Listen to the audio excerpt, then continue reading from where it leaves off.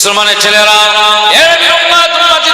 খুব খেয়াল করে শুনুন, আল্লাহ নবী দিন দুনিয়ার বাদশা আকা মাওলা রাসূলুল্লাহ সাল্লাল্লাহু আলাইহি ওয়াসাল্লাম জানিয়ে দিয়েছেন, আমার সাহাবীরা, আমি রাসূলুল্লাহ সাল্লাল্লাহু আলাইহি ওয়াসাল্লাম জানিয়ে দিলাম, পৃথিবীর জমিনে তোমরা সুন্দরভাবে বাড়িতে বসবাস করার পরিকল্পনা নাও। কিভাবে পরিকল্পনা নেবে? যতক্ষণ বাড়িতে থাকবে আল্লাহর তাসবিহ পড়বে, ইবাদত বندگی করবে। যখন বাড়ি থেকে বার হবে বিসমিল্লাহি তাওয়াক্কালতু আলাল্লাহ বলে বাড়ি থেকে বের হয়ে যাবে।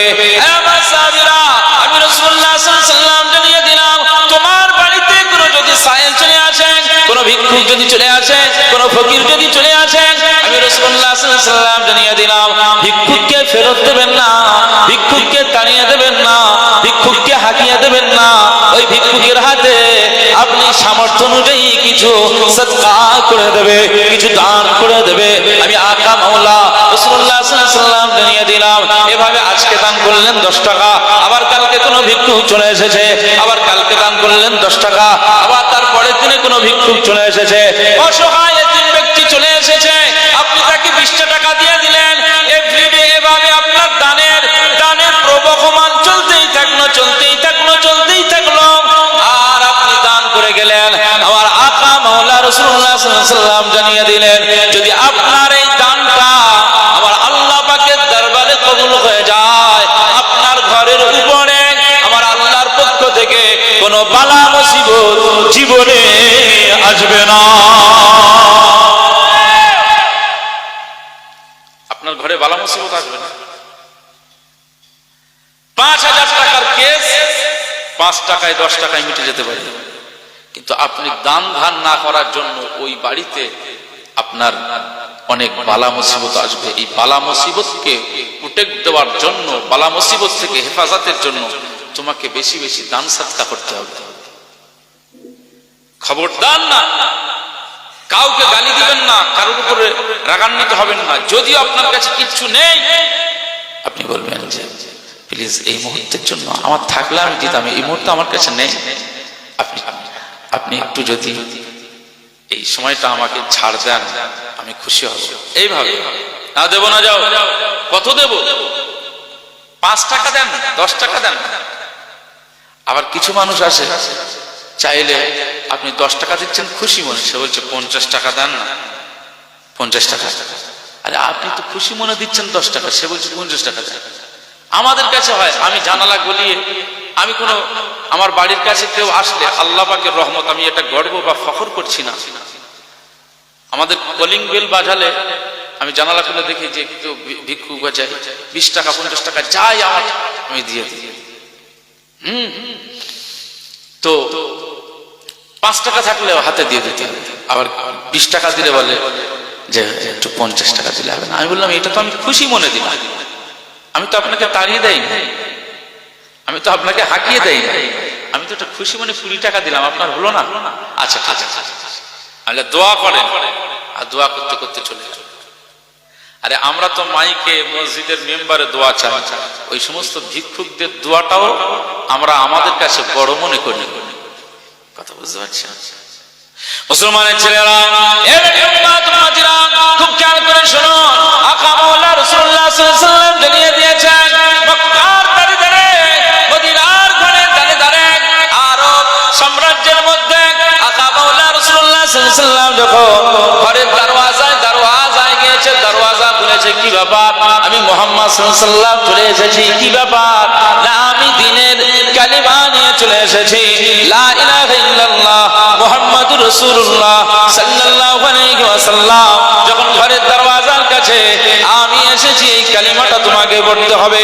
না না না না, ওই সময় মক্কার ওই কুফার কুরাইশদের বাড়িওয়ালা মুহাম্মদ সাল্লাল্লাহু আলাইহি ওয়াসাল্লামের মুখের এই কথাটা শুনবার সাথে সাথে কখনো দরওয়াজা বন্ধ করে দিয়েছে, গলা ধাক্কা দিয়ে ঘর থেকে বার করে দিয়েছে, কখনো বা ওই জানালা দিয়ে থুথু নিক্ষেপ করেছে।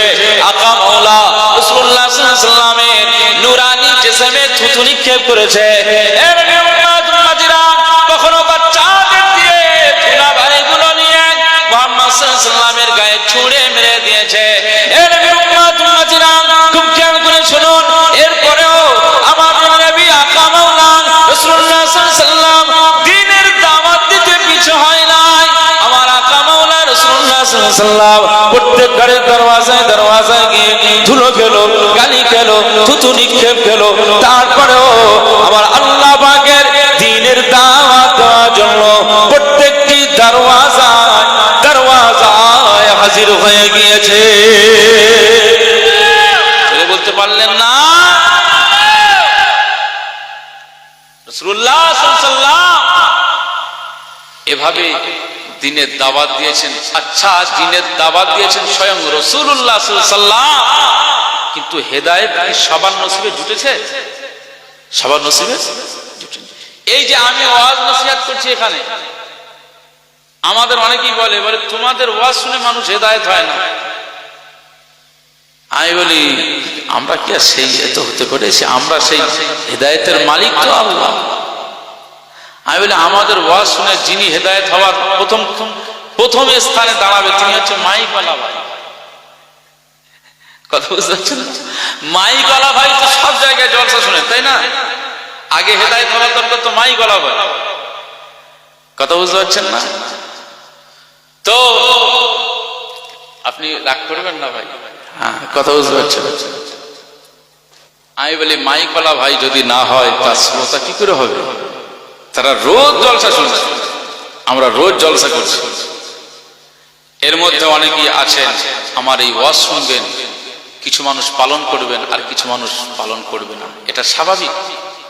তবে যার নসিবটা ভালো সে এই জমিনের উপরে ওয়াজ শুনে আমার আল্লাহর জন্য এগিয়ে যাবে, সে পিছবে না যদি নসিবটা ভালো হয়।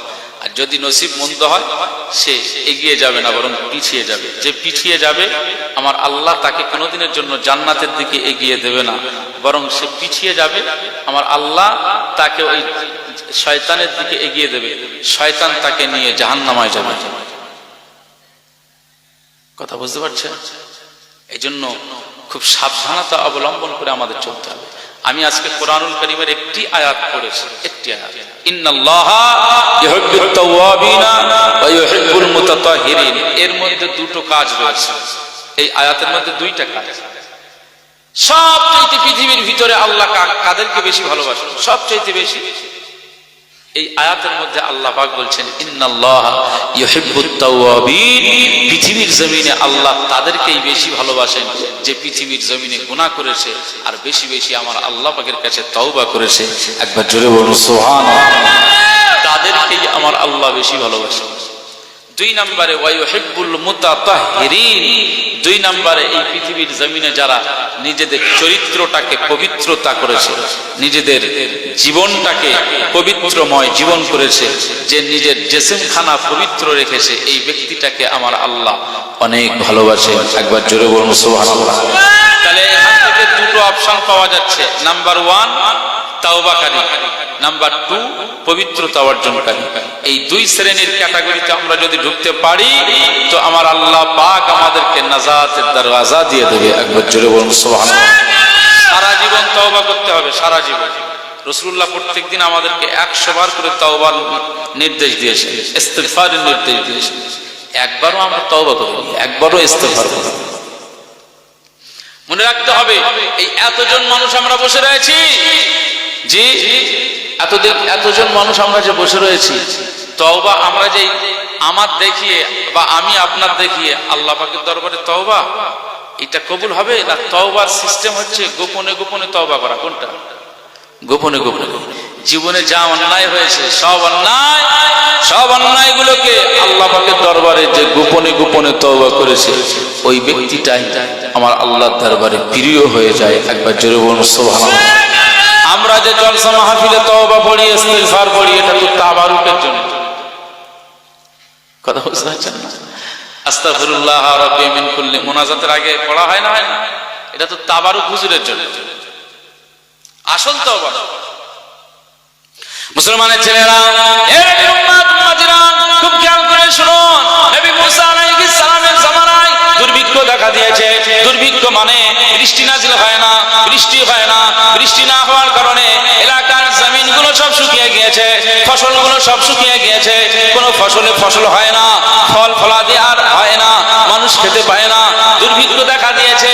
নবী মুসা আলাইহিস সালামের জামানায় দেখতে পাওয়া যায় সব মাঠ ঘাটগুলো শুকনো হয়ে গিয়েছে, ফেটে চৌচির হয়ে গিয়েছে।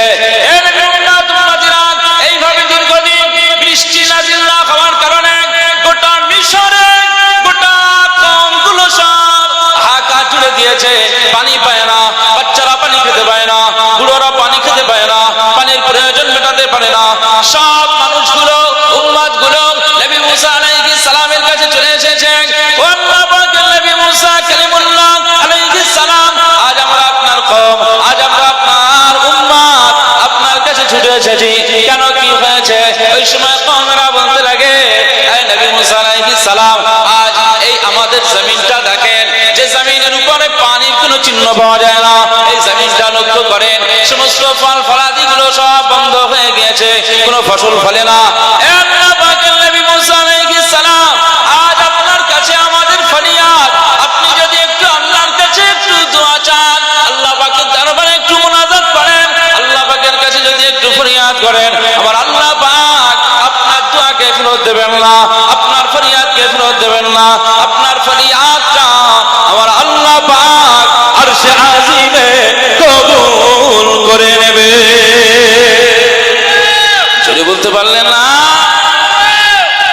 ও আল্লাহ নবী মুসা আলাইহিস সালাম, আমরা তো এই সমস্যায় ভুগছি, এই পরিস্থিতিতে আপনি আপনার কওমকে তো ভালোবাসেন, একটু বলেন না, আপনার আল্লাহকে একটু বলেন যাতে আমার আল্লাহ বৃষ্টি নাযিল করে দেয়, দুর্ভিক্ষের হাত থেকে আমরা যেন বেঁচে যাই, নাজাত পেয়ে যাই।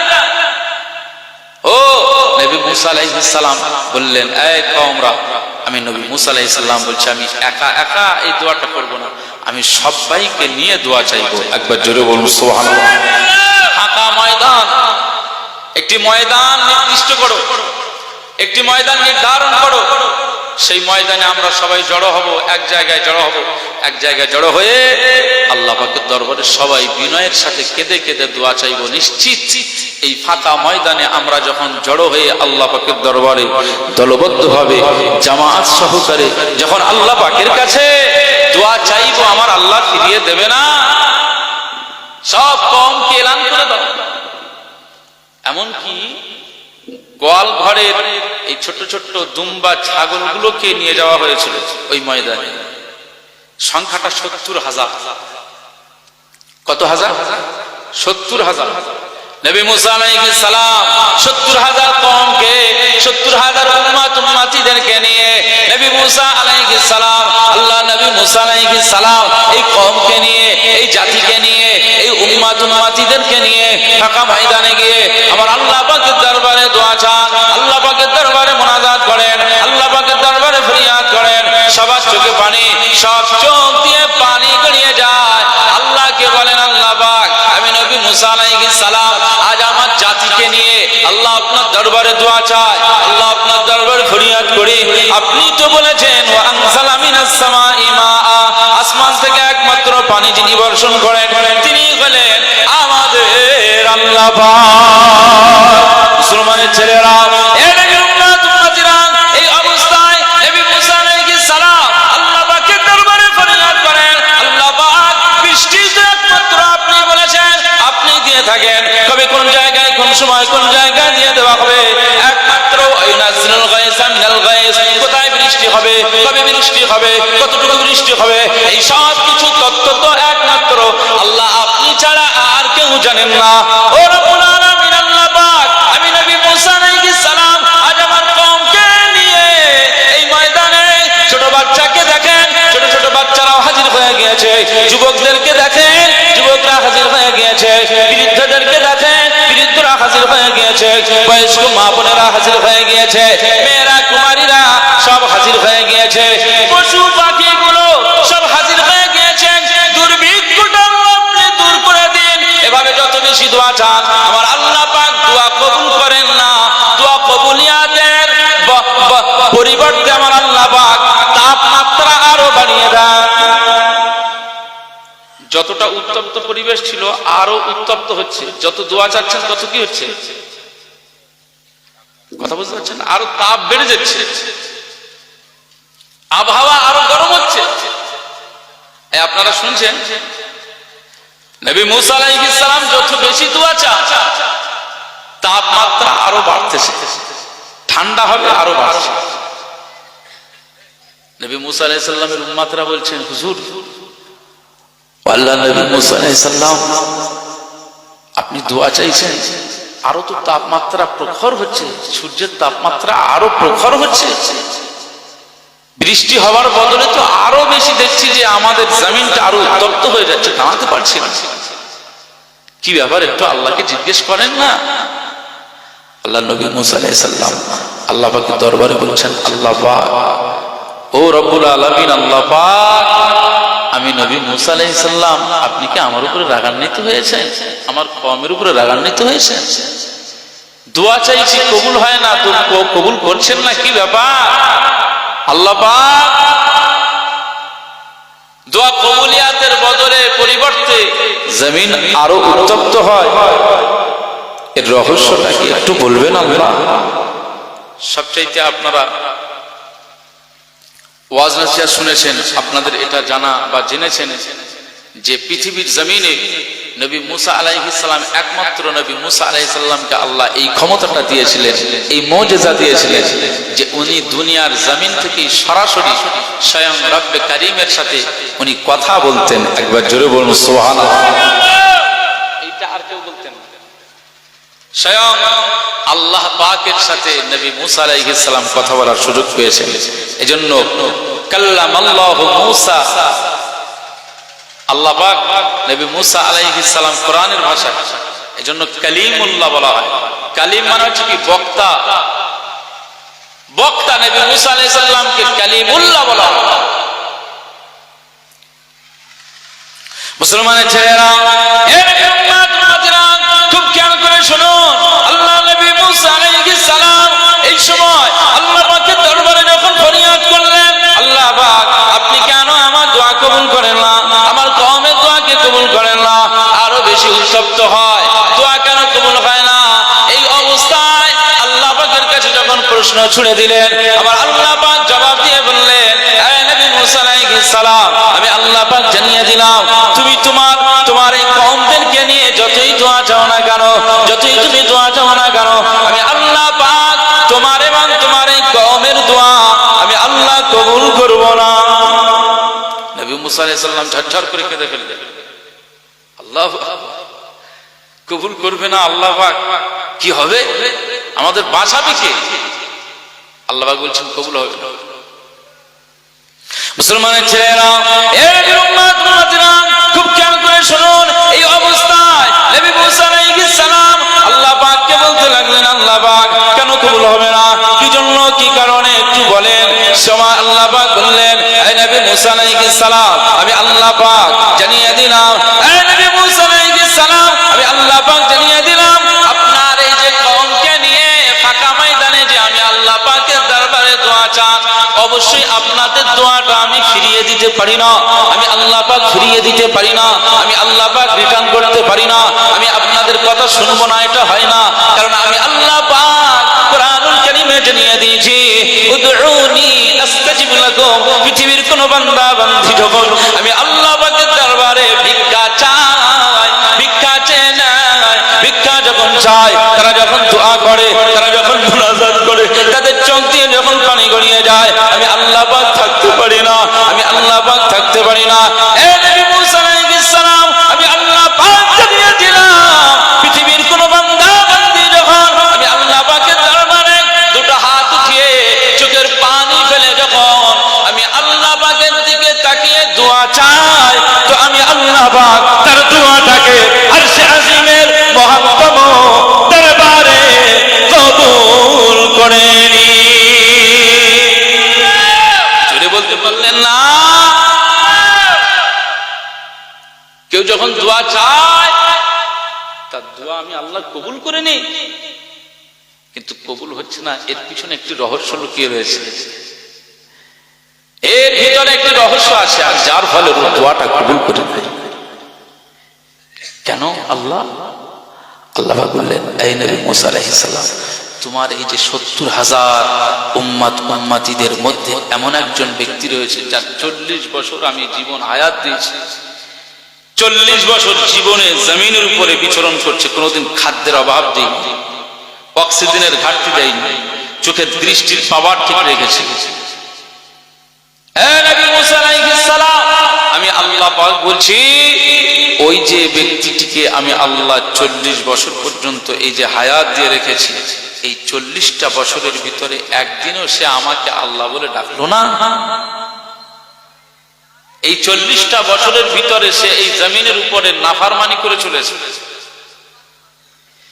আপনার 70,000-এর ভিতরের এই সব নেককারদের নিয়ে আপনি দোয়া চাচ্ছেন, এর মধ্যে একটা ভাইরাস আছে, এই ভাইরাসের কারণে, এরকম একজন বদকারের কারণে, নাফরমানি বান্দা থাকবার কারণে আমি আল্লাহ আপনার দোয়া, আপনার এই মজলিসের দোয়া কবুল করি না।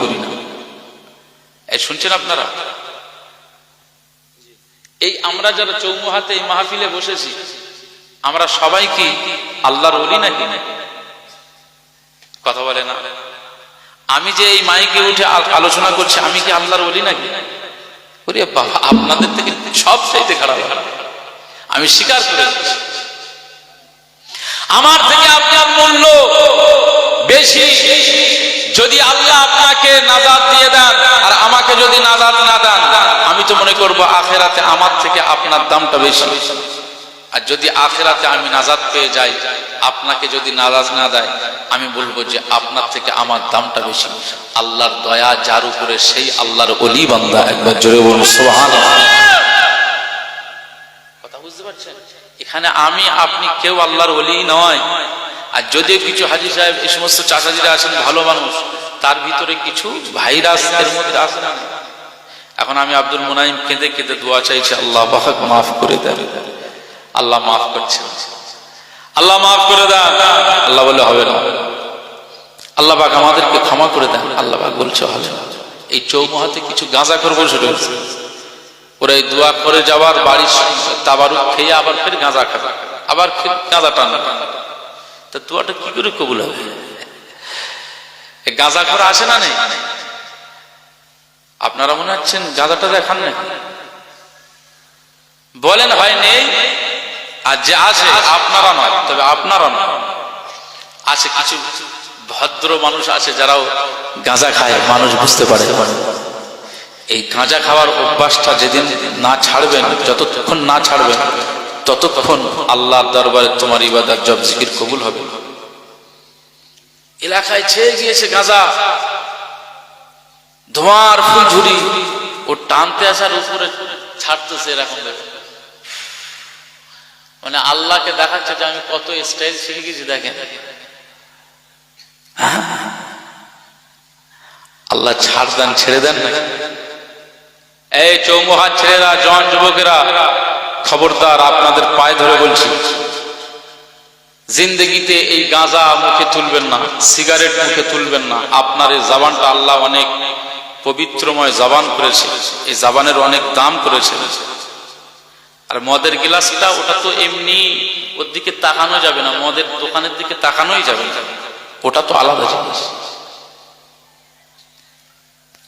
না, নাফরমানি করলেই দোয়া কবুল হবে না।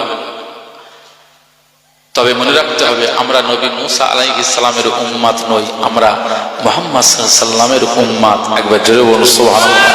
আমাদেরকে আল্লাহ ফজিলত দিয়েছে যে ভালো বান্দাদের মধ্যে খারাপ বান্দা ঢুকে গেলে এই ভালো বান্দাদের সাথে খারাপ বান্দাদের দোয়াটাও কবুল হয়ে যায়। জোরে বলুন সুবহানাল্লাহ। জোরে বলবেন না? আল্লাহ আমাদের এই মাহফিলের দোয়াকে, মাহফিলের এই পরিবেশটা আল্লাহ যেন কবুল করে নাজাতের ওসিলা বানিয়ে দেন। বলুন আল্লাহুম্মা আমিন। জোরে বলতে পারলেন না আল্লাহুম্মা আমিন? একটু মহব্বতের সঙ্গে দরুদ শরীফ। আল্লাহুম্মা সাল্লি আলা সাইয়্যিদিনা ওয়া আলা আলি সাইয়্যিদিনা।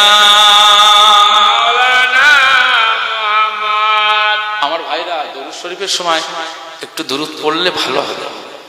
আপনাদের ইমার্জেন্সি হয়তো কথা আছে, কিন্তু রাসূলুল্লাহর শানে দরুদ, মজলিসের দরুদ মানে সবাই পড়বে। তাহলে সবাই এই সময়টা দরুদ দেখেন। আমাদের সিলসিলায় ফুরফুরা শরীফের মানুষ আমরা, দাদা হুজুর কেবলার ওয়াজের মাহফিলের বরকতটা এই যে আমাদের মাহফিলে যত বেশি দরুদ সালাম পড়া হয়, অন্য কোন দলমতের মাহফিলে অত দরুদ নেই, সালাম নেই, কিয়াম নেই, আসে না?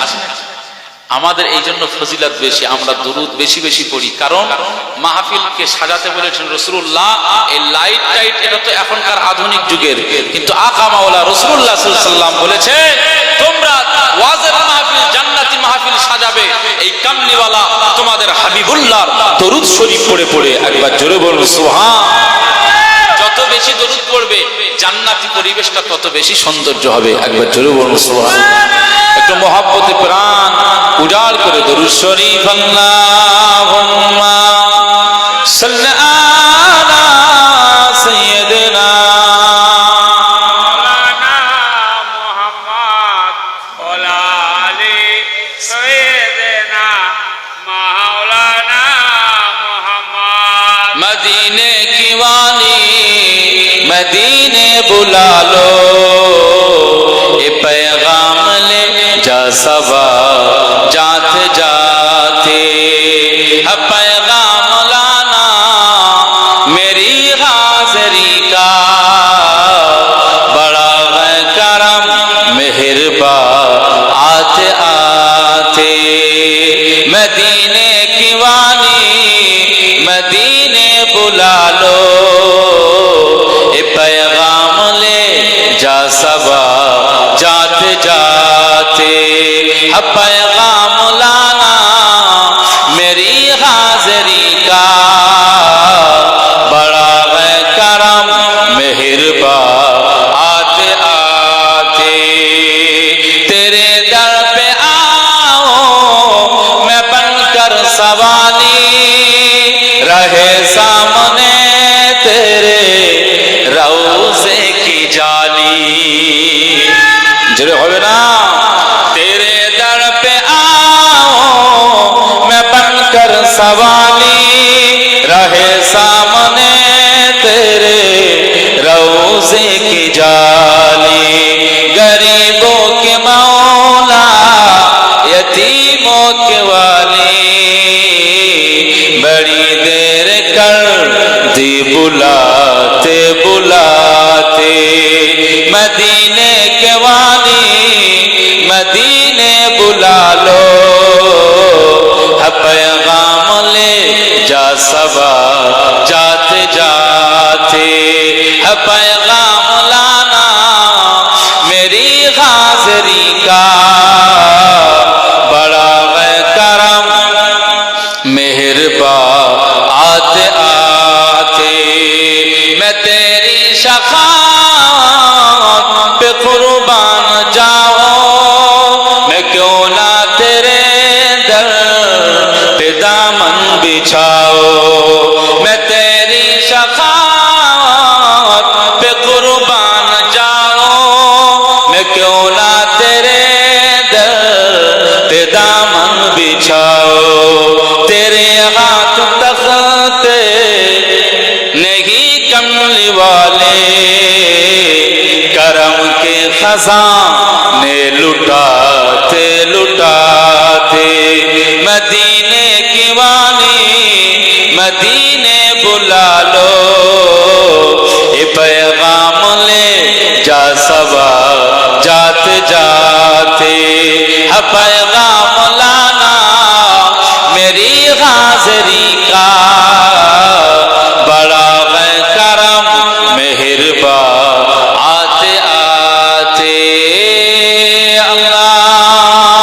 اللہم صلی علی سیدنا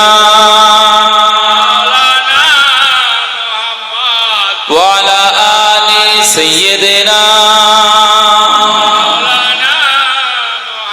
کبھی کھانا دل میں تشریف لائے بڑی در سے منتظر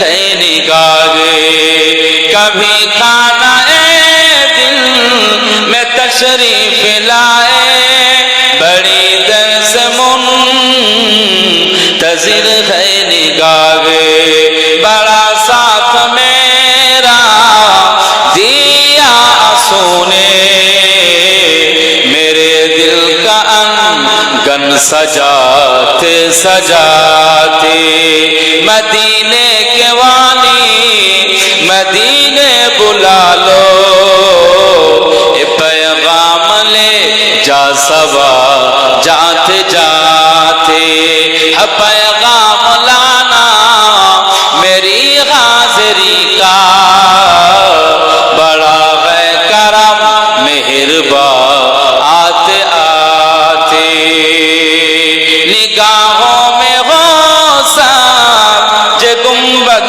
کے جلوے لبوں پر ہو تیری عنایت کے نغمے سب روز گجورے نیازی کے آقا تیرا ذکر انور سناتے سناتے مدینے کی وانی बुला लो, ए पैगाम ले जा सबा जाते जाते, पैगाम लाना मेरी हाज़री का, बड़ा है करम मेहरबा आते आते। अल्लाहुम्मा सल्ली अला सय्यिदिना व अला आलि सय्यिदिना। আমার দিনদার ইমানদার ভাইরা, নেককার আল্লাহওয়ালা বাবাজিরা, আমার মুরব্বী চাচাজিরা, তওবা করতে হবে গোপনে গোপনে। যা কিছু করেছেন সব কিছু আল্লাহর কাছে বলুন, আল্লাহ ক্ষমা করে দেবেন। এটা গোপনের ব্যাপার। তওবাকারীকে আল্লাহ পছন্দ করেন। 1 নম্বর পয়েন্ট এটা আমি বলছিলাম। নবী মুসা আলাইহিস সালামকে আল্লাহ পাক বলছেন, তোমার এই যে 70,000-এর ভিতরে একজন ভাইরাস আছে, 40 বছর সে জীবন যাপন করতেছে, সারা জীবনটাই নাফরমানি করলো, একবারও আমি আল্লাহকে আল্লাহ বললো না। আজকে যে নাফরমানি করেছে সে এই দলভুক্ত হয়েছে, এর মধ্যে ঢুকে পড়েছে। এই ব্যক্তিটার জন্যই আমি আল্লাহ তোমাদের দোয়াকে কবুল করি না। ওই নাফরমানি বান্দাকে এই এর মধ্যে থেকে বার করে দেয়। যদি বার করে দোয়া চান, দোয়া কবুল হবে। একবার জোরে বলুন সুবহানাল্লাহ। নবী মুসা আলাইহিস সালাম এলান করলেন, সব জাতিকে লক্ষ্য করে বললেন, এই 70,000 কওমের মধ্যে কে আছো নাফরমানি? 40 বছর জিন্দেগি করছো, আমার আল্লাহর জমিনের উপরে শুধু গুনাহ আর গুনাহ করে চলছো। কে গুনাহগার আছো? বার হয়ে যাও। যার ফলে আজকে আমাদের দোয়া কারুর কবুল হয় না, যার কারণে আজকে আমাদের এই জমিনটা ফেটে যাচ্ছে, আকাশ থেকে বৃষ্টি নাজিল হয় না। আল্লাহ পাক যদি বৃষ্টি নাজিল না করেন আমরা মারা যাব। এই তোমার কারণে সব মারা যাবে। বাচ্চা বাচ্চা শিশুগুলো কষ্ট পাচ্ছে, পানি পায় না। এই কম, এই 70,000 দলের মধ্যে কে আছো নাফরমানি বান্দা, গুনাহগার বান্দা, বেরিয়ে যাও। মুসলমানের ছেলেরা, খুব খেয়াল করে শুনুন। এই সময় ওই যে নাফরমানি বান্দাটা, গুনাহগার বান্দাটা ভিতরে ছিল, উনি ভাবছেন হয়তো কেউ বার হয়ে যাবে। না না, কেউ যখন বার হতে চায় না, কেউ যখন ওই দলের মধ্যে থেকে বার হতে চায় না, এই অবস্থায় নাফরমানি গুনাহগার বান্দাটা বুঝতে পেরেছে, নিশ্চয়ই আমি সারা জীবনটা আমার আল্লাহ পাকের নাফরমানি করে চলেছি। এই জমিনের উপরে আমি আল্লাহকে আল্লাহ বলে ডাকি নাই, আমি আল্লাহর জন্য ইবাদত বন্দেগী করি নাই, আমি আল্লাহ পাকের জন্য জিকির করি নাই। এই অবস্থায় ওই নাফরমানি গুনাহগার বান্দাটা আল্লাহ পাকের ওই গুনাহগার বান্দাটা উনি ভাবলেন, আমি এই দলের মধ্যে থাকবো না। আমার কারণে আজ বাচ্চাগুলো মরে যাবে, আমার কারণে বৃদ্ধরা কষ্ট পাচ্ছে, আমার কারণে 70,000 মানুষগুলো কষ্ট পায়। আমি কাউকে কষ্ট দিতে চাই না, কাউকে আমি এভাবে যন্ত্রণা দিতে চাই না। না, এখান থেকে বার হয়ে যায়, ওরা নাজাত পাক, ওরা শান্তিতে থাকুক, ওরা আল্লাহর পক্ষ থেকে রহমত পেয়ে যাক। আমি নাফরমানি বান্দা এই দল থেকে বেরিয়ে যায়, আর আমি যদি বেরিয়ে যাই তাহলে নিশ্চয়ই এরা নাজাত পেয়ে যাবে। মনে মনে এই চিন্তাটা হচ্ছে, কি কথা, আমার একলার জন্য এরা সব কষ্ট পাবে কেন? এখান থেকে বেরিয়ে যাই। সিদ্ধান্ত নিচ্ছে যে আমি বেরিয়ে যাই। আবার পরক্ষণেই মনে হচ্ছে যে যদি আমি বেরিয়ে যাই তাহলে সব মানুষগুলো, নবী মুসা আলাইহিস সালাম সহ সব মানুষগুলো, এলাকাবাসীরা সব জানতে পারবে যে এ তো খুব ভালোই যন্ত্র, হ্যাঁ, এ তো চিনে ফেলবে আমার। ধরেন এই যে এখন সব সাইকেল গুলো রয়েছে, এখন সাইকেল এখান থেকে আউট হয়ে গেছে। এখন যার সাইকেল তার মনে হচ্ছে যে আমি এখানে জলসা, রাত হয়ে যাচ্ছে, বাড়িতে চলে যাই। এখন ওই যে জায়গায় গিয়ে দেখছে যে খুঁটির গোড়ায় যে কারেন্ট পোস্টের গায়ে লাগানো ছিল সাইকেল, খুঁজে পায়, তাহলে সাইকেলটা আউট হয়ে গেছে। এদের সাইকেল চুরি হয়ে গেছে। এখন সাইকেল চুরি হয়ে গেছে, বাদু রোড সব চলে গেল, দৌড়ে চলে গেল, কেউ বাইক নিয়ে চলে গেল। গিয়ে দেখছেন যে হ্যাঁ, ওই সাইকেলটা নিয়ে একদম পুরো আপনার আন্দোলিয়ার মধ্যে দিয়ে বেরিয়ে যাচ্ছে, এই মহেশগদির ওইদিকে। যদি ধরা পড়ে যায় ওই চোরটা, এখানে যদি ওই চোরটাকে এই ছেলেগুলো ধরে এখানে নিয়ে আসে, এই যতজন মানুষ আমরা বসে রয়েছি, চোরটাকে কি খুব আদর করে দুলাভাই বলে ডাকবে নাকি? দুলাভাই বলে ডাকবে? ওর পিঠে কুলো বাঁধতে হবে তো, যে এতগুলো মানুষ এখানে সব মানুষ জলসা শুনতে এসছে, আর সেই সাইকেল চুরি করে তুই ডাকছিস চোরকে? আমরা ছাড়বো না। এখন ওর মনে মনে হচ্ছে যে আমি যদি এখান থেকে বার হয়ে যাই, এই জায়গা থেকে বার হয়ে যাই, তাহলে সবাই আমার চিনে ফেলবে, হয় তারা আমার অপমান করবে, না হয় আমার সবার কেলানি খেতে হবে, অসম্মানিত হওয়াও যাবে। ভিতরে রয়ে বার হয় না, বার হতে চায় না। মুসলমানের ছেলেরা, খুব খেয়াল করে শুনুন, এই সময় নবী মুসা আলাইহিস সালামের কওমের মধ্যে থেকে, উম্মতের মধ্যে থেকে ওই নাফরমানি বান্দাটা, নাফরমানি গুনাহগার উম্মতকে আমার আল্লাহ পাকের ওই বান্দাটি ৭০,০০০ মানুষদের মধ্যে থেকে আমার ওই নাফরমানি বান্দাটি কাছে যে কাপড়টা ছিল মুড়ি দিয়ে দিলেন, চেহারাটাকে ঢেকে দিলেন। চেহারা ঢেকে নিয়ে আমার আল্লাহ পাকের দরবারে ফরিয়াদ করলেন, দুটো হাত উঠিয়ে ৭০,০০০-এর ভিতর থেকে উনি গোপনে আমার আল্লাহ পাকের দরবারে ফরিয়াদ করে, আল্লাহ পাক ৭০,০০০-এর মধ্যে থেকে আমি একজন নাফরমানি, আজ আমার কারণে আপনি দোয়া কবুল করেন না, আমার কারণে আজ আপনি এতগুলো মানুষকে কষ্ট দিচ্ছেন, আমার জন্য দোয়া কবুল হয় না, আমি কত গুনাহগার, কত নাফরমানি আল্লাহ। এখন আপনি আমাকে এখান থেকে বার করে দেওয়ার নির্দেশ দিয়েছেন। নবী মুসা আলাইহিস সালাম বার হতে বললেন, কিন্তু কেউ বার হয় না। এর মাঝখানে আমি তো গুনাহগার, আমি তো বার হতে চাই না। আমি যদি বার হয়ে যাই তাহলে এলাকাবাসীদের কাছে আমি পরিচিত হয়ে যাব, আমি গুনাহগার বলে ওরা আমাকে চিনে নেবে, আমাকে অপমানিত করতে পারে, ওরা আমাকে মারধর করতে পারে, ওরা আমাকে যন্ত্রণা দিতে পারে।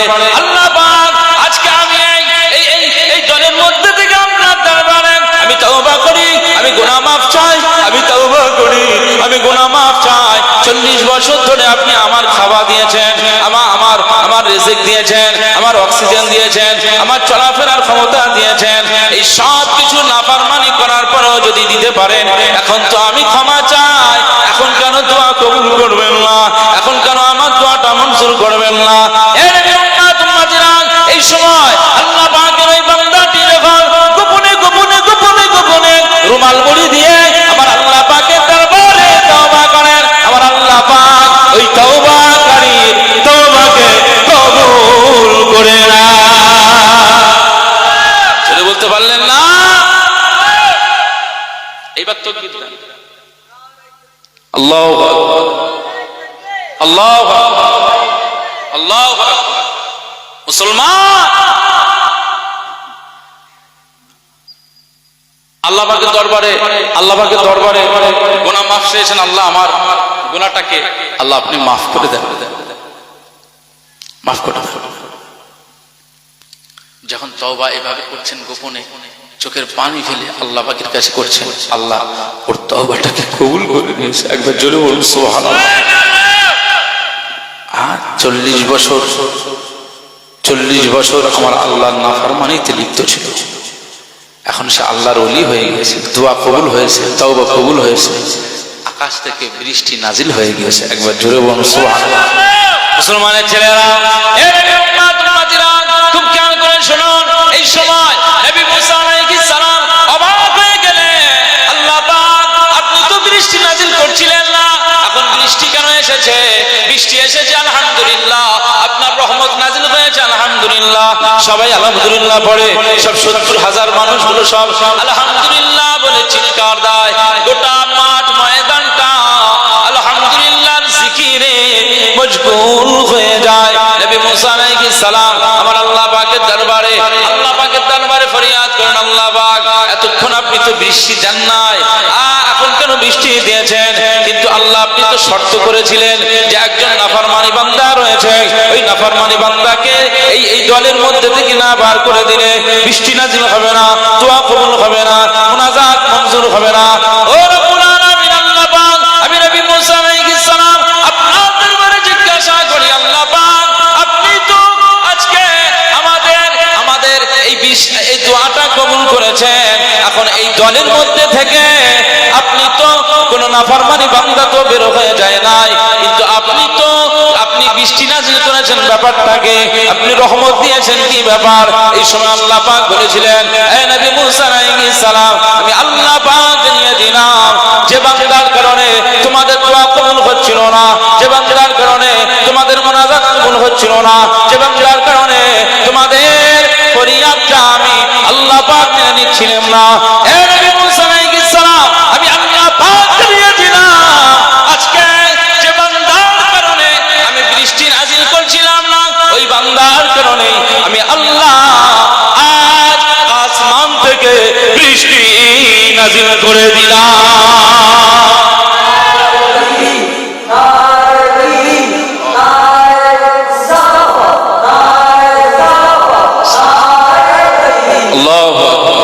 মুসলমান, নবী মুসা আলাইহিস সালাম বলছেন, আল্লাহ আলহামদুলিল্লাহ, নিশ্চয়ই তাহলে সেই বান্দাটা আপনার কাছে তওবা করেছে, তাই আপনি তার তওবা কবুল করে নিয়ে আপনি খুশি হয়ে বৃষ্টি দিচ্ছেন।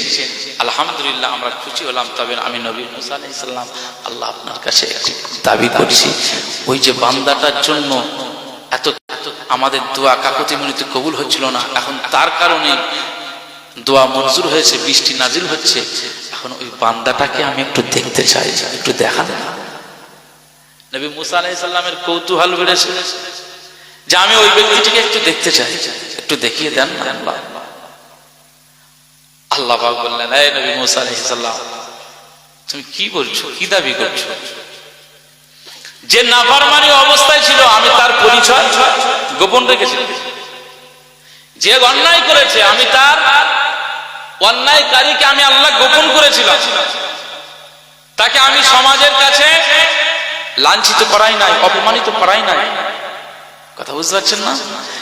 হ্যাঁ, আর এখন সে তওবা করেছে, আমি আল্লাহ তাকে মাফ করে দিলাম, আর এখন তার ওসিলায় আমি আল্লাহ বৃষ্টি নাজিল করলাম। 40 বছর নাফরমানিতে ছিল, তার আমি পরিচয় দেই নাই, তাকে অপমানিত করি নাই, আর আজকে সে আমার কাছে তওবা করেছে, এখন তাকে আমি অপমানিত করব? এটা হতে পারে না। এই নবী মুসা আলাইহিস সালাম, মনে রাখো, আমি তাকে গোপন ভাবে রেখেছিলাম, সে গোপনে মাফ চেয়েছে, আমি আল্লাহ এখনো পর্যন্ত তাকে গোপনই রেখে দিলাম। একবার জোরে বলুন সুবহানাল্লাহ। জোরে বলতে পারলেন না? নারে তাকবীর। তাহলে তওবা কি করে হবে? গোপনে তওবা হবে। হযরত ওমর ফারুক রাদিয়াল্লাহু আনহুর পিরিয়ডে, তিনি যখন খলিফা ছিলেন, তখন যুবকরা কত থরথর করে কাঁপতেন জানেন? 1 কিলোমিটার দূর থেকে যদি ওমর ফারুক রাদিয়াল্লাহু আনহুকে দেখতেন তো যুবকরা কম্পমান হতো, কারণ হযরত ওমর ফারুক রাদিয়াল্লাহু আনহুর মর্যাদা মাকামটাকে আল্লাহ এত বেশি দিয়েছেন। আমাদের আকা মাওলা রাসূলুল্লাহ সাল্লাল্লাহু আলাইহি ওয়াসাল্লাম বলেছেন, এ ওমর রাদিয়াল্লাহু আনহু, তোমাকে শুধু মানুষরা ভয় পায় না, বরং তোমাকে দেখলে শয়তান, তুমি যে রাস্তা দিয়ে যাও শয়তান ওই রাস্তা দিয়ে যায় না, তোমাকে দেখে ও অন্য পথ ধরে অন্য রাস্তা দিয়ে বেরিয়ে যায়। একবার জোরে বলুন সুবহানাল্লাহ। হযরত ওমর রাদিয়াল্লাহু আনহুর খলিফা, তিনি যখন নেতৃত্ব দিচ্ছেন, তার খলিফা, তিনি যখন মুসলিমিন হয়েছেন, খলিফাতুল মুসলিমিন, তার পিরিয়ডে মদ হারাম তো ঘোষণা হয়েছে। তিনি ঘোষণা করেছেন পার্লামেন্ট থেকে, যদি কোনো যুবক, কোনো মানুষ যদি আমার শাসন ব্যবস্থার ভিতরে মদের চুমুক লাগায়, আমি ওমর ফারুক যদি জানতে পারি, তো তার 100টা পিঠের উপরে বেত্রাঘাত করবে, পিঠের উপরে 100টা বেতের আঘাত করবে। সাবধান। এই মারির উপরে আর কোনো কিছু আছে নাকি? সমাজে দেখবেন স্কুল, মাদ্রাসাতে, কলেজে শাসন ব্যবস্থা না থাকার কারণে আজকে শিক্ষা ব্যবস্থা লাটে উঠেছে। আজকে বাচ্চাদেরকে আমরা সেইভাবে শাসন করি না, যার ফলে আমাদের ছেলে মেয়েদের আদব হয় না, আদবওয়ালা হতে পারে। যদি শাসন ব্যবস্থা ঠিক রাখে, ওদেরকে বলা হয়েছে যে 7 বছর বয়স পর্যন্ত, যখন বাচ্চাটার বয়স 7 হবে, তখন 7 বছর বয়স, এই অবস্থায় তুমি তখন নামাজের তাগিদ দাও। রাসূলুল্লাহ বললেন নামাজের তাগিদ দাও। 7 বছর থেকে যখন ও বালেগ হয়ে যাচ্ছে, বালেগ হওয়ার পরে পরে ও যখন নামাজে যাচ্ছে না, তখন তার পিঠে বাড়ি লাগাও। কে বলেছেন এটা? রাসূলুল্লাহ বলেছেন। রাসূলুল্লাহ বলেছেন। তুমি অন্যায় করবে, বদমাইশি করবে, তোমাকে কিছু বলা যাবে না, সে কি? বহু ছেলেরা বলে এই তুমি তোমার যাও যাও, আমার অত বেশি বলতে হবে। আমি আমার এলাকায় টুকটাক আমার নজরে পাবজি ফ্রি ফায়ারটার খেললে বা এইসব হাঁটু ছেঁড়া প্যান্ট ট্যান্ট পরে থাকলে তার একদম ব্যবস্থা করে দেবো। ব্যবস্থা মানে তাকে এত শাসাই, বন্ধ কর, চাল হাট উঠে যা। ওর ক্ষমতা নেই যে তুমি তুমি তোমার জায়গায় যাও, আমরা করতেছি কি হয়েছে এইটা বলার ক্ষমতা নেই। ছাটাং করে মেরে যে কাজ করবি অন্যায়, তুই মুসলিম দাবি, তো তোর তো দাবি মুসলিম, তুই কাজটা করছিস হারাম। এই জন্য এই শাসন ব্যবস্থার প্রয়োজন আছে। ফারুক আজম ওমর ইবনুল খাত্তাব রাদিয়াল্লাহু তাআলা আনহুর সময়ে তিনি ঘোষণা করেছেন 100টা করে বেত্রাঘাত। কেউ মদে চুমুক লাগানোর ক্ষমতা নেই, কেউ খায় না। একটা যুবক ও আর নেশা সহ্য করতে পারে না, যুবক নেশা সহ্য করতে পারে না, মদে ও একটু চুমুক দেয়, মাঝে মাঝে দেয়, মাঝে মধ্যে দেয়। আমাদের ছেলে সারা জীবন খায় না, সারা বছর খায় না, কিন্তু বছরে 1 জানুয়ারির দিনে একটু না ছেকে দেখলে ঠিক যেন মানায়। 1 জানুয়ারিতে বা পিকনিকে কিছু আছে, পিকনিক করতে করতে যায় বড় বক্স, এর থেকে আওয়াজ বেশি হয়। আমরা তো মাইক মানকে শুধু একটু ভলিউম বাড়ান, একটু টন বাড়িয়ে দেন, একটু বেস কমিয়ে দেন, একটু ইকো লাগিয়ে দেন, আমরা বলি। আর ওই সব গাড়িতে যা আওয়াজ হয়, আমি চিন্তা করি তো ওদের তো গাড়ি বাম্পারে পড়ছে, গাড্ডায় পড়ছে, তারপরে আওয়াজের গতি কত আসে না নেই। আর ছেলেগুলো এত নাচে ওর মধ্যে, মানে শয়তান ওদের সঙ্গে থাকে, এই জন্য ওর বাদন নাচ বন্ধ হয় না। কথা বুঝতে পারছেন? যারা পিকনিক করতে যান এইভাবে, জীবনে খবরদার জমিনের উপরে এইভাবে জীবনে চলবেন না। খুব ভালো করে খেয়াল করেন, আল্লাহ সব সময় দেখছে। আল্লাহ সব সময় আমাদের দিকে তাকিয়ে আছে, কে কোন জায়গায় চলছে, কেমন হালাতে চলছে। আপনার এই বদমাইশি বেশি দিন টিকবে না। এখন আমাদের কোমরের দোষ হয়ে যাচ্ছে, মাজা উঁচু করতে পারি না, কোমরে আমরা বেল্ট লাগাচ্ছি, হাড় খাওয়া রোগ ধরে গিয়েছে। আর যারা মাজা নাচানাচি করতেছে ওদের হাড় খাওয়া রোগ হবে না, বরং ওদের ডাইরেক্ট অ্যাকশন নেবে। কথা বুঝতে পারছেন? কবরের আযাব মাফ হবে। মুসলমানের ছেলেরা, খুব খেয়াল করে শোনো, ফারুক আযম ওমর ইবনুল খাত্তাব রাদিয়াল্লাহু তাআলা আনহু মদিনার রাস্তা দিয়ে হেঁটে যান, আর ওমর ফারুক রাদিয়াল্লাহু আনহুর নজরে এক যুবককে দেখতে পেয়ে যান, যুবকটা যেই দেখা হয়ে গেল, সঙ্গে সঙ্গে যুবকটা দূর থেকে দেখতে পান ফারুক আযম ওমর ইবনুল খাত্তাব রাদিয়াল্লাহু তাআলা আনহু আসতেছেন। ওই সময় যুবকটি, তার হাতে একটু মদের বোতল ছিল। ও ভয়তে কি করবে, না পিছিয়ে যায়, না কোনো জায়গায় লুকাতে পারে, ও পথ ধরে এগিয়ে আসে, তার আর যেন পা চলতে চায় না। এদিকে ওমর ফারুক রাদিয়াল্লাহু তাআলা আনহু এগিয়ে আসেন। ওই সময়ের জন্য তরুণ যুবক ছেলেটি মদের বোতলটি কি করলেন, না তার চাদরের মধ্যে ঢুকিয়ে নিলেন। চাদরের মধ্যে যখন ঢুকিয়ে নিলেন, তখন ওমর ফারুক রাদিয়াল্লাহু তাআলা আনহুর কাছাকাছি চলে এসেছে। যুবক ছেলেটি আর স্থির থাকতে পারেন না ওই অবস্থায়, আর তার মনে হয় যেন আমি একটু হার্ট ফেল করবো, আমার একটু হার্ট অ্যাটাক হয়ে যেতে পারে, আর তার কদম চলে না। ফারুক আযম ওমর ইবনুল খাত্তাব রাদিয়াল্লাহু তাআলা আনহু ওই সময় যুবককে লক্ষ্য করে বলল, এই মদিনার যুবক, আজ তুমি কি লুকাও? আজ তোমার হাতে কি, তোমার চাদরের মধ্যে কি লুকাচ্ছ? এই সময় যুবক ছেলেটি বলতে লাগলেন, আল খলিফাতুল মুসলিমিন, আই আমিরুল মুমিনিন, আই আল্লাহ পাকের নবী সাহাবী ফারুক আযম ওমর ইবনুল খাত্তাব রাদিয়াল্লাহু তাআলা আনহু, আমি আপনাকে আদব করবার জন্য আমি একটা বোতল লুকালাম। একটু হিকমত খাটালাম, আমি একটা বোতল লুকিয়েছি আপনাকে আদব করবার জন্য। বোতলটা দেখতে চাইবে, ওমর ফারুক দেখতে চাইবে, অত সহজ না আদব। তুমি কি লুকিয়েছো বার করো। যুবক ছেলেটি কি করবে? যুবক ছেলেটি ওই মুহূর্তের জন্য ওমরে ফারুক রাদিয়াল্লাহু আনহুর জিজ্ঞাসার আগ পর্যন্ত আল্লাহকে শুধু বলছেন, আল্লাহ এই মদের বোতলটা আপনি তো মুহূর্তের মধ্যেই কোন ফায়াকুন কোন বললেই তো সঙ্গে সঙ্গে সেটা হয়। আল্লাহ শুধু কোন বলেন আর কি হয়, যেটা ইচ্ছা করেন সেটাই হয়। আল্লাহ পাক জীবনে ওমর ফারুক হুজুরের সামনে আমাকে অপমানিত করে, আমি যুবক, আজ এইটা আমি আমার মন থেকে মেনে নিতে পারছি না। আল্লাহ, আমরা ভদ্র সমাজের ছেলে, খলিফাতুল মুসলিমিন জানে, কিন্তু এরপরেও আজকে আমি যে নেশাখোর মাতাল বলে পরিচয় হয়ে যাব, শুধু পরিচয়ে অপমানিত নয়, বরং তার শাসন ব্যবস্থা খুব কড়া। আল্লাহ সহ্য করতে পারবো না। আল্লাহ পাক আপনি তো সব কিছু পারেন, সব পারেন, আপনি এই মদের বোতলটাকে একটু সিরকা করে দিতে পারেন না? সিরকা, মনে রাখবেন, সিরকা খেতে রাসূলুল্লাহ অনেক ভালোবাসতেন। একবার জোরে বলুন সুবহানাল্লাহ। সিরকা হচ্ছেন খাজুরের রস, খাজুর ভিজিয়ে খাজুরের শরবত, এটাকে সিরকা বলা হয় আরবে। এই সিরকার অনেক মূল্য আছে এবং সিরকা খেলে আপনার শরীরের অনেক রোগ শোক থেকে হেফাজত থাকবে।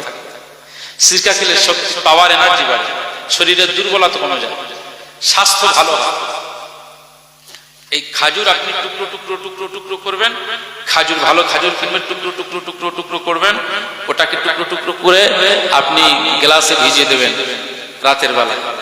পরের দিন সকালবেলা ওই সিরকাটা আপনি খাবেন, ওই ভেজানো খাজুরের এটা খাবেন, এতে আপনার শরীর স্বাস্থ্য অনেক ভালো হবে। এই জন্য রাসূলুল্লাহ ইফতারি করতেন খাজুর দিয়ে। একবার জোরে বলুন সুবহানাল্লাহ। খাজুরের মধ্যে প্রোটিন আছে, খাজুরের মধ্যে অনেক ভিটামিন আছে, আপনার শরীরের যেগুলো প্রয়োজন আছে খাজুর দিয়ে ইফতারি করলে ওই প্রয়োজনের ঘাটতিগুলো মিটিয়ে দেয়, ঘাটতিগুলো আল্লাহ মিটিয়ে দেয়। এই জন্য সারাদিন না খাওয়াতে শরীরের দুর্বলতা লাগে, কিন্তু ইফতারির সময় একটা খাজুর খাবেন, চাঙ্গা হয়ে যাবেন। একবার জোরে বলুন সুবহানাল্লাহ। খাজুরের অনেক বড়। মুসলমানের ছেলেরা, খুব খেয়াল করে শোনো, এই সময় যুবক ছেলেটি ওমর ফারুক রাদিয়াল্লাহু তাআলা আনহুর সামনে তিনি কি করবেন? ইতস্ততবোধ, তিনি তো জানেন না যে এটা আমি বললাম আল্লাহ পাককে সিরকা হয়ে যাও, আল্লাহ পাক আমার এই মদের বোতলটা সিরকা করে দেন, এটা তো সে দেখলো না। এই যে হাতে যে লোকানো রয়েছে, সে নিজে চোখে এখনো দেখলো না এটা সিরকা হয়েছে কি হয় না, কিন্তু আমার আল্লাহ পাকের দরবারে গোপনে গোপনে তওবা করে নিল, আল্লাহ পাক আমি মদ মাঝে মধ্যে খাই, কিন্তু আর আমি খাবো না, আমি তওবা করছি, গোপনে গোপনে আমি তওবা করছি, আমি গোপনে গোপনে মনে মনে আজ জমিনের উপরে ওমর ফারুক হুজুরের সামনে আমি তওবা করতেছি, আল্লাহ পাক আপনি আমার তওবাকে মঞ্জুর করে নেন, আমার গুনাহকে মাফ করে দেন, আমাকে মাতাল হিসাবে পরিচিত করবেন না। আল্লাহ পাক এই দুনিয়ার জমিনে ফারুক আযম ওমর ইবনে খাত্তাব রাদিয়াল্লাহু তাআলা আনহু খলিফার সামনে আমাকে লজ্জিত করবেন না। আল্লাহ পাক আপনি সব কিছু পারেন, আজকের এই মদের বোতলটা আপনি সিরকা বানিয়ে দেন, মদের বোতলটা আপনি খাজুরের শরবত বানিয়ে দেন। এর উম্মত-উম্মতিরা খুব খেয়াল করে শুনুন, এই অবস্থায় আমার আল্লাহ পাক কি না পারে? আমার আল্লাহ পাক সব পারে। যুবক ছেলেটির দোয়াটা আল্লাহ পাকের দরবারে কবুল হয়ে যায়, যুবক ছেলের তওবাটা আল্লাহ পাকের দরবারে কবুল হয়ে যায়। এর উম্মত-উম্মতিরা আমার আল্লাহ পাক বলেন, আত-তাইবু, আমার আল্লাহ পাকের হাবিব বলেন, আত-তাইবু মিনাজ যামবি কামান লা যামবা লাহু। পৃথিবীর জমিনে যে তওবা করে নেয়, মনে হয় যেন তার তওবাটা আমার আল্লাহ পাক এমন ভাবে কবুল করে নেন, মনে হয় যেন তার জীবনে আর কোনো গুনাহ নাই। এই নবীর উম্মত-উম্মতিরা, আকা মাওলা রাসূলুল্লাহ সাল্লাল্লাহু আলাইহি ওয়াসাল্লাম বলেছেন, এ আমার সাহাবীরা, আমি রাসূলুল্লাহ সাল্লাল্লাহু আলাইহি ওয়াসাল্লাম জানিয়ে দিলাম, তোমরা প্রত্যেক দিনে 100 বার করে আমার আল্লাহ পাকের দরবারে তওবা করবে, তওবা করবে, তওবা করবে। যত বেশি তওবা করবে আমার আল্লাহ পাক তত বেশি আপনার উপরে খুশি হয়ে যাবে। মুসলমানের ছেলেরা, এই উম্মত-উম্মতিরা খুব খেয়াল করে শুনুন, এই অবস্থায় যুবক ছেলেটি আমার আল্লাহ পাকের দরবারে তওবা করেছেন, আল্লাহ তওবা কবুল করেছেন। এই সময় যুবক ছেলেটি ফারুক আযম ওমর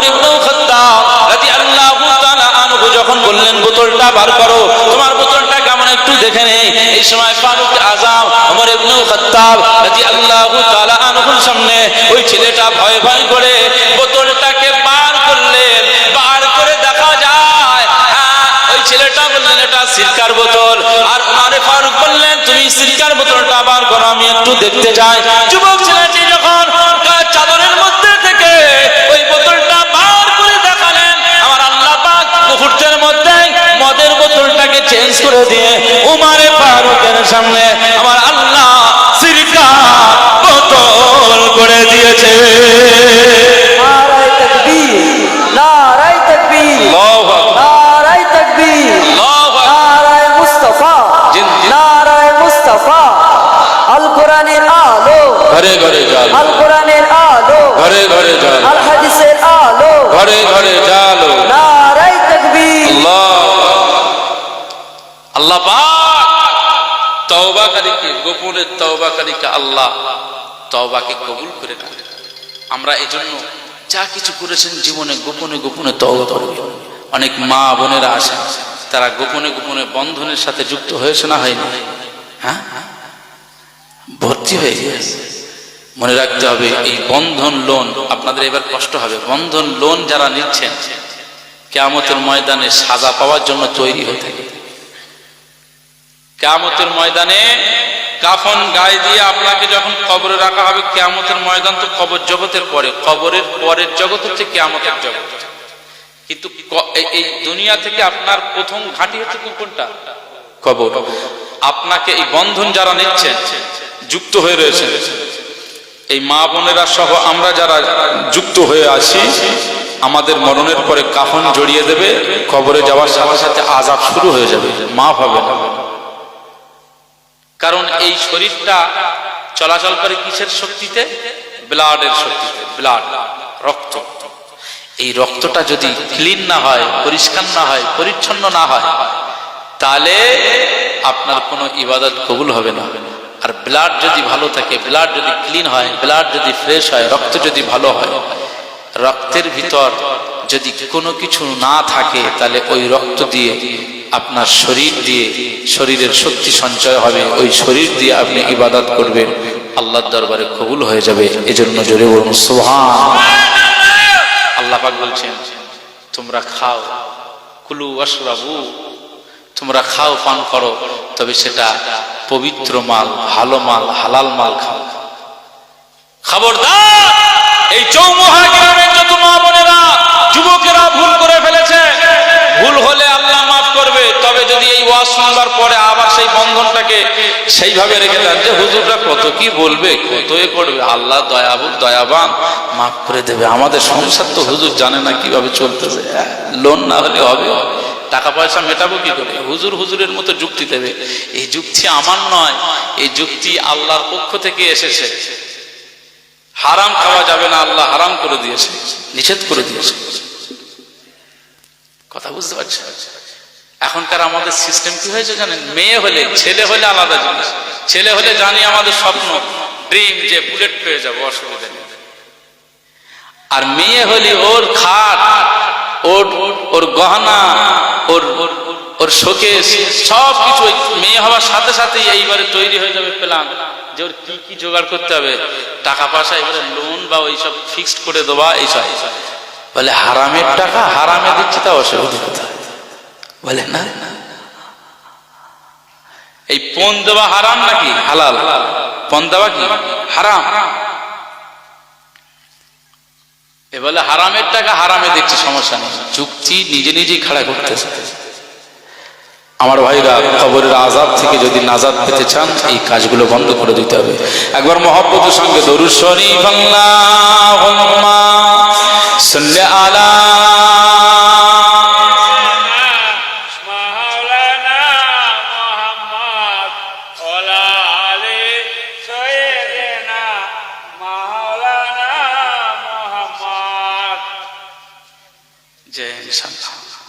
একটু মহব্বত দরুদ শরীফ আল্লাহুম্মা সাল্লি আলা সাইয়্যিদিনা মুহাম্মদ ওয়া আলি সাইয়্যিদিনা মাওলানা মুহাম্মদ। আচ্ছা, আমার আলোচনাতে আপনারা কষ্ট পাচ্ছেন না তো? আমার ভাইরা, সামনে পিছনে সব ভাইরা আলোচনায় কষ্ট পাচ্ছেন না তো? শরিয়াতের কথা শুনতে এসেছেন তো নাকি এখানে? আমি আপনাদের পরিচিত হয়তো সেইভাবে হতে পারেনি, কিন্তু চৌমুহার বহু ছেলেরা এখানে, এই যুবক ভাইরা রয়েছেন, এরা আমার অনেক ভালোবাসে। আমার মসজিদে আমার পিছনে নামাজ শুনবার জন্য, কেরাত শুনবার জন্য ওখানে গিয়ে নামাজ পড়েছেন জুমা। আমি এলাকাতে মুদিয়াতে প্রতি বছরে কম বেশি আসি, মুদিয়ার ছেলেরাও এসেছিল, মুদিয়ার ওই পাশটা থেকে। সেই মাছি ভাঙাতে মাহফিল করছি, এখানকার কয়েকটা ছেলে সেখানে ওয়াজ শুনতে গেছে। এত ভালোবাসা, এই ভালোবাসাটা আমি তো আল্লাহ আলেম ওলামাদের প্রতি যে এই যে ভালোবাসা আল্লাহ যেন কবুল করে না, বলুন আল্লাহুম্মা।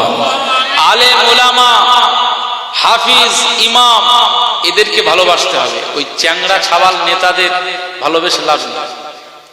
আমাদের ভাইজান বলে সালমান খান আছে না, ভাইজান, সালমান খান কি বলে, ভাইজান বলে তো। ওকে যদি প্রাণ ভরে ভাইজান বলে, ওতে কোনো সওয়াব হবে না, গুনাহ হবে না। আর এরা যদি আমাকেই, আমি গুনাহগার তারপরেও বলছি, ওরা যদি আমাকেই ভাইজান বলে ডাকে মহব্বতে, যে একজন হাফিজ, একজন আলেম বান্দা ভাইজান বলে মহব্বতে ডাকে, সালমান খানের ডাকায় গুনাহ হয়েছে, আমাকে ভাইজান বলে ডাকলে এদের সওয়াব হবে। একবার জোরে বলুন সুবহানাল্লাহ। তবে আমি আমার দৃষ্টান্ত দিয়ে বললাম, যেন আমি সেই ধরনের লোক হতে পারিনি। তারপর আমি বলতে চাইছি যে এনাকে আমি মহব্বতে চাচাজি বলে ডাকলাম। মহব্বতে যদি একজন মুরব্বী চাচাজিকে চাচাজি বলে ডাকে, মুসলিম আমলকারী ব্যক্তি, একে চাচাজি বললাম, এনাকে চাচাজি বলায় আমার আল্লাহ খুশি হয়ে যায়। একবার জোরে বলুন সুবহানাল্লাহ। কিং খানের থেকে আমার চাচাজির দাম অনেক বেশি, আমি এটাই বোঝাতে চাইছি, ইমানদারের দামটা অনেক বেশি। তো এই এলাকাতে আমার যুবক ভাইয়েরা প্রত্যেক বছরে কম বেশি আমাকে নিয়ে আসেন, আর আপনারা ওয়াজ শুনতে এসেছেন। আমি যদি শরিয়াতের সঠিক তথ্যটাকে আমি যদি না প্রয়োগ করতে পারি, সব বাড়ি বাড়ি হারাম খাবে আর জাহান্নামায় চলে যাবে, আর আমরা বক্তা সাধারণভাবে ওয়াজ করে যাব, তার বিরুদ্ধে একটাও কথা বলতে পারবো না। আপনি কাটমানি খাবেন, আপনি চুরি করবেন, আপনি সুদ খাবেন, আপনি গাঁজা খাবেন, মদে আপনি চুমুক লাগাবেন, তার বিরুদ্ধে বলতে পারবো না। কি বক্তা হয়েছে। মেরাজে রাসূলুল্লাহ গিয়েছিল না, যায়নি? ফেরেশতা জিবরিল আমিন আলাইহিস সালাম মেরাজে জান্নাত আর জাহান্নাম দেখাচ্ছেন, জান্নাত আর জাহান্নাম দুটোই রাসূলুল্লাহ দেখেছেন। তবে জাহান্নামায় গিয়ে দেখছেন একদল ব্যক্তিদেরকে আমার আল্লাহ পাক জাহান্নামার আগুনের কাঁচি দিয়ে এই ঠোঁটগুলো কেটে দিয়েছেন, এই ঠোঁট। আচ্ছা, জীবনে আমরা আগুনের কাঁচি দেখেছি? আমরা সেলুনে চুল কাটতে যাই, জীবনে এখন মেশিনে চুল কাটা যাচ্ছে, কিন্তু আগুনের কোনো কাঁচি আমরা দেখেছি? এ তো লোহার তৈরি করা কাঁচি। সেলুনে চুল কাটছে, ছিটে আসছে। আচ্ছা, রাসূলুল্লাহ বললেন যে ওই জাহান্নামার আগুনের কাঁচি দিয়ে তাদের ঠোঁট কাটা হচ্ছে। জাহান্নামার আগুনের কাঁচি দিয়ে যদি ঠোঁট কাটা হয়, তার পরিস্থিতিটা কি হবে? সহ্য করতে পারবে? আচ্ছা, ওটা ছেড়ে দেন, এই সেলুন থেকে একটা কাঁচি নিয়ে আসেন, এনে আপনি আমাকে এই ঠোঁট দুটো কেটে দেন, সহ্য করতে পারবো? এটা দুনিয়াবি কাঁচি, আর আল্লাহ জাহান্নামার আগুনের কাঁচি রেখেছে। মুসলমানের ছেলেরা, এ নবীর উম্মত উম্মতিরা, খুব খেয়াল করে শুনুন। ফেরেশতা জিবরিল আমিন আলাইহিস সালাম, ফেরেশতা জিবরিল আমিন আলাইহিস সালাম যখন ওই ব্যক্তিদেরকে দেখাচ্ছেন, আকা মাওলা রাসূলুল্লাহ সাল্লাল্লাহু আলাইহি ওয়াসাল্লাম কেঁদে ফেলেছে। এই অবস্থায় ফেরেশতা জিবরিল আমিন আলাইহিস সালামকে লক্ষ্য করে আমার আকা মাওলা রাসূলুল্লাহ সাল্লাল্লাহু আলাইহি ওয়াসাল্লাম জিজ্ঞেস করলেন, ভাই জিবরিল, মান হাউলা, এরা কারা? এরা কারা? এদেরকে আমার আল্লাহ পাক জাহান্নামের কাছে দিয়ে এদেরকে এভাবে শাস্তি দেয়, এরা কারা? এই সময় ফেরেশতা জিবরিল আমিন আলাইহিস সালাম আকা মাওলা রাসূলুল্লাহ সাল্লাল্লাহু আলাইহি ওয়াসাল্লামকে লক্ষ্য করে বললেন, ইয়া রাসূলুল্লাহ, ইয়া হাবিবাল্লাহ, এই যে জাহান্নামের আগুনের কাঁচি দিয়ে তাদের ঠোঁটটা কেটে দেওয়া হয়, এই ব্যক্তিগুলো আপনার উম্মত হবে, আর আপনার উম্মতের মধ্যে একজন বক্তা হবে যারা দুনিয়ার জমিনে ইয়াকুলুনা মা লা ইয়াফআলুন, তারা মানুষের কাছে বক্তব্য দেয়, অথচ সে নিজে আমল করে না, নিজে সে কাজ করে না। ইয়াকরাউনা কিতাবাল্লাহ, তারা কিতাব থেকে কিতাব পড়াশোনা করে, কিন্তু সেই মোতাবেক জীবন যাপন করতে পারে না।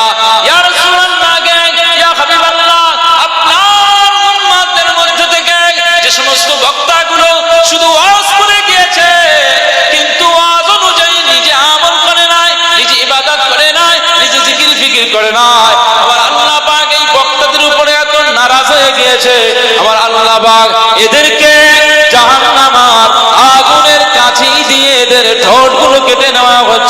আমার আল্লাহ পাক এই শাস্তিটা দিয়ে দেবে। এরা যতদিন জাহান্নামে থাকবে আমার আল্লাহ এদের শাস্তিটা এইভাবে দিয়ে দেবে। চৌমুহার গ্রামের মানুষগুলো শুনে না, আজ আমি আব্দুল মুলায়েম, আজ আমি বক্তা হিসাবে এসেছি। বক্তা হওয়াতে আমি যে খুব খুশি রয়েছি তা নয়, আমার কাজ হচ্ছে বক্তব্য দেওয়া ঠিকই, কিন্তু আমার আখিরাতের চিন্তাটা রয়ে গিয়েছে। আমার আখিরাতে আল্লাহ নাজাত দেবে না, আমার আল্লাহ পাক জাহান্নামের কাছে দিয়ে ঠোঁটটাকে কেটে দেবে। সেইভাবে কি আমল করতে পারছি, সেইভাবে কি ইবাদত করতে পারছি? আজকে আপনাদের খিদমতে ওয়াজ করতে এসেছি। এ নবীর উম্মত উম্মতিরা, আজকে আমি বক্তা হিসাবে আসলাম, আমি আপনাদের কাছে দোয়া চাই আর আমার আল্লাহ পাকের কাছে মাফ চাই। আজকে বক্তব্য দিই, আমার আল্লাহ যেন আমার বক্তব্যকে কবুল করে নেন, ত্রুটিকে মাফ করে দেন, আমল করার তৌফিক দেন। আমার যত শ্রোতা এখানে বসে রয়েছে আমাদের সবাইকে আমার আল্লাহ পাক আমল করার সুযোগ করে দেন। বলুন আমিন, আরো জোরে বলুন আমিন। মুসলমানের ছেলেরা, এ নবীর উম্মত উম্মতিরা, খুব জ্ঞান করে শুনুন, বক্তা হয়ে এসেছি মানে আমাকে সুদের বিরুদ্ধে বলতে হবে, চোরের বিরুদ্ধে বলতে হবে, আমাকে মদের বিরুদ্ধে বলতে হবে, বেপর্দায় যে সমস্ত মহিলাগুলো চলাফেরা করে এদের বিরুদ্ধে আমাকে ওয়াজ করতে হবে। যদি না করি কিয়ামতের ময়দানে ধরা পড়ে যাব। আমার আল্লাহ পাক আজকে মাইকের সামনে নিয়ে এসেছেন, তাই হক কথা যদি আমি না বলি আমার আল্লাহ পাক আমাকে ছাড়বেন না। এর আগে উম্মত উম্মতিরা, কবরের ভয় আমাদের রয়েছে, তাই আমি আব্দুল মুনাইম বলি, আজকে আপনাদেরকে বলি আমার জন্য দোয়া করবেন, আমি যেন বেশি বেশি আমল করতে পারি। আর আপনাদের জন্য আমি দোয়া করবো আল্লাহ যেন সবাইকে বেশি বেশি আমল করার তৌফিক দান, বেশি বেশি নামাজি হওয়ার তৌফিক দান, জিকির করার তৌফিক দান, তাসবিহ পড়ার তৌফিক দান, কোরআন তেলাওয়াত করার তৌফিক দান। আমার আল্লাহ পাক আমাদের সবাইকে যেন ঈমানের সাথে মওত নসিব করে দেন। বলুন আল্লাহুম্মা আমিন। আল্লাহ পাক আমাদের যেন সেইভাবে নিয়ে যান, নচেত নাজাত মিলবে না। আল্লাহ আখিরাতের চিন্তা আমরা মশগুল, আপনারা সবাই আখিরাতের চিন্তায় ভয়তে চলে, বেশি ভয় করবেন। দুনিয়ায় বেশি এই কয়েকদিনের জন্য রয়েছে, আল্লাহর সময় পার করে দিচ্ছে। একদম মুহূর্তেই 24 বছর পার হয়ে গেল, মুহূর্তেই 30 বছর পার হয়ে গেল, মুহূর্তেই 50 পার হয়ে গেল, জীবনে আর কিছু করতে পারলাম না। আল্লাহ পাক আমাদের সবাইকে আখিরাতে মঞ্জিলে আল্লাহ আমাদের সবাইকে নাজাতের ওসিলা বানিয়ে দেন। বলুন আল্লাহুম্মা। সকলে মুহাব্বতের সঙ্গে একটু দরুদ শরীফ, আল্লাহুম্মা সাল্লি আলা মাওলানা মুহাম্মদ ওয়া আলা আলি সাইয়্যিদিনা মাওলানা মুহাম্মদ। ইয়া নবী নজর করম ফরমানা, ইয়া নবী নজর করম ফরমানা, এ হাসনैन के नाना, ए हसनैन के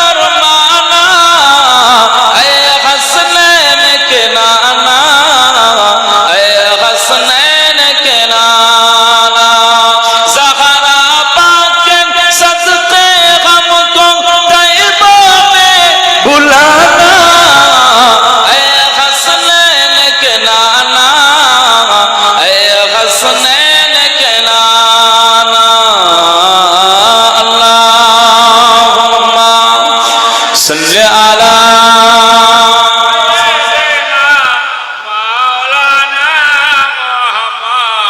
وعلى آل سيدنا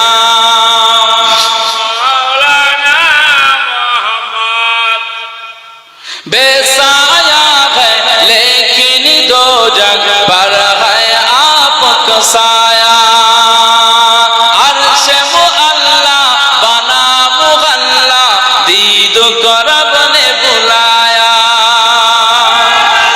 चलिए बोलবেন না नारे तकबीर बेसाया है लेकिन दो जग पर है आपका साया बना मुहल्ला दीद को रब ने बुलाया हशर तलक न होगा किसी का हशर तलक न होगा किसी का ऐसा आना जाना ऐसा आना जाना ऐ हसनैन के नाना ऐ हसनैन के नाना या नबी नजर करम फरमाना या नबी नजर करम फरमाना ऐ हसनैन के नाना ऐ हसनैन के नाना ज़हरा पाक सदक़े गम को तैबा में बुलाना ऐ हसनैन के नाना ऐ हसनैन के नाना अल्लाहुम्मा सल्ली अला सय्यिदिना वअला आलि सय्यिदिना আমার দিনদার ইমানদার ভাইরা নেককার আল্লাহওয়ালা বাবাজিরা আমার মুরব্বী চাচাজিরা অনেকটা সময় আপনাদেরকে কষ্ট দিলাম কষ্ট পেয়েছেন নাকি শরিয়াতের জন্য আপনারা যে এই সময়টাকে দিয়েছেন আল্লাহ আপনাদের এই সময় দেওয়ার জন্য বিনিময় আল্লাহ আখিরাতে জাযা দান করেন বলুন আল্লাহুম্মা আমি যে কোরআনুল কারীমের আয়াত দিয়ে আলোচনা করছিলাম ইন্নাল্লাহা ইউহিব্বুত তাওয়াবিন ওয়া ইউহিব্বুল মুতাতাহহিরিন তার ভিতরে একটি অপশন তাওয়াবিন গোপনে গোপনে যারা তওবা করে আমার আল্লাহ তাদেরকে অনেক ভালোবাসেন মোহাব্বত করেন আমরা যেন প্রত্যেকেই গোপনে গোপনে বেশি বেশি আল্লাহর কাছে তওবা করে সব গর্হিত কাজ গুনাহের কাজ খারাপের কাজ থেকে আমরা যেন ফিরে এসে আল্লাহর মুমিন আল্লাহওয়ালা বান্দা হয়ে যেতে পারি বলুন আল্লাহুম্মা আমিন জোরে বলবেন না আল্লাহুম্মা আমিন আমি যতটুকু আলোচনা করলাম ভাষাগত ত্রুটি বিচ্যুতি স্বাভাবিক হয়ে যায় এক্ষেত্রে হয়েছে এজন্য ক্ষমা প্রার্থী ক্ষমা করবেন শরিয়াতের আলোচনা করতে যে যদি ত্রুটি করে ফেলি তো আমার মালিকের কাছে ক্ষমা চাইছি আল্লাহ পাক আমার ওয়াজের ত্রুটিগুলোকে আল্লাহ ক্ষমা করেন আমার ওয়াজ যারা শুনেছেন আপনারা আপনাদের এই শ্রবণের মধ্যে ত্রুটি হয়ে গেলে আমার আল্লাহ যেন ক্ষমা করে দেন বলুন সকলে আল্লাহুম্মা আমিন আসুন আমরা মোনাজাতের দিকে এগিয়ে যাই একটু প্রিয় রাসূলের শানে মহব্বতে দাঁড়িয়ে সালামের তোহফা পেশ করি ইয়া নবী সালাম আলাইকা ইয়া রাসূল সালাম আলাইকা আচ্ছা আমি এটা পরে শুনছি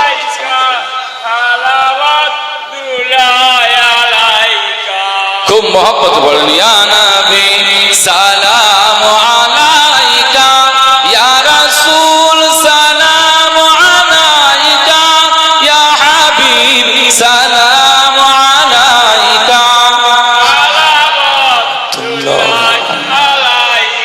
طلع بدر علينا من ثنيات الوداع وجب الشكر علينا ما دعا لله داعي يا حبيبي يا سيدي يا نبي سلام عليك يا رسول سلام عليك يا حبيبي